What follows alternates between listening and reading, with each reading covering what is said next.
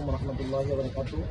আমরা কিছুক্ষণের মধ্যে পরীক্ষার উদ্দেশ্যে রওনা দেব ইনশাল্লাহ। সবাই আমাদের জন্য দোয়া করবেন আর সবাই কমেন্টে জানাবেন আমরা পরীক্ষার কোথায় গেলে মানুষ আমাদের খাবারগুলো আমরা পৌঁছে দিতে পারবো। এই উদ্দেশ্যে আমাদের যদি কিছু কথা বলবো। আসসালামু আলাইকুম রহমতুল্লাহি ওয়া বারাকাতুহু। আপনারা জানেন বাংলাদেশে গত এক সপ্তাহ ধরে চট্টগ্রামের ফটিকছড়ি, ফেনী, নোয়াখালী, কুমিল্লা, ব্রাহ্মণবাড়িয়া এবং নতুন নতুন আরও বিভিন্ন অঞ্চল প্লাবিত হচ্ছে। তো আজকে আমরা বাকলিয়া ছাত্র জনতার পক্ষ থেকে, ছাত্র ভাইদের পক্ষ থেকে ত্রাণ নিয়ে ফটিকছড়ির উদ্দেশ্যে ইনশাল্লাহ রওনা হব।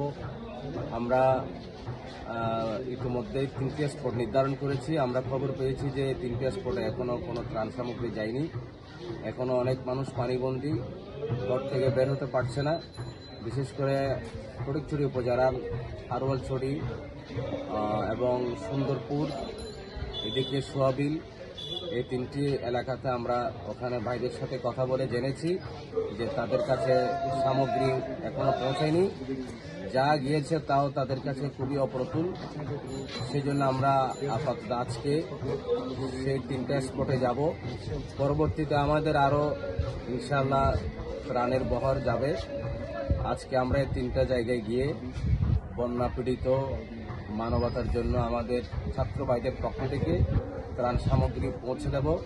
আপনাদের দোয়া চাই আমাদের জন্য, ছাত্র ভাইদের জন্য। সকলে দোয়া করবেন যেন নিরাপদে, যথাযথভাবে, সুচারুরূপে ত্রাণ সামগ্রী আজকে অসহায় মানুষদের হাতে হাতে পৌঁছে দিতে পারি। সে দোয়া আপনাদের কাছে প্রত্যাশা করছি। সকলেই ভালো থাকবেন, সুস্থ থাকবেন, নিরাপদ থাকবেন। বন্যা পীড়িত মানুষগুলোর জন্য দোয়া করবেন। আসসালামু আলাইকুম ওয়া রাহমাতুল্লাহি ওয়া বারাকাতুহু।